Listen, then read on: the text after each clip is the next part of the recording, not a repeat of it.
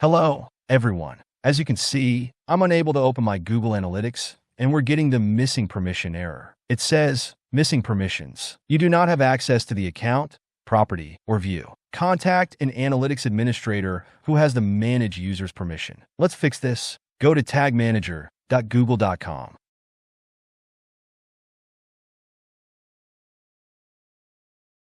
Now go to All Accounts and click on the Analytics button.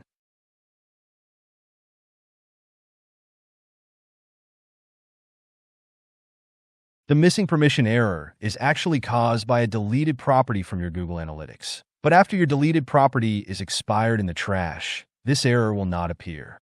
Go back to your Analytics accounts and open a property that you have not deleted or one that you have permission to access.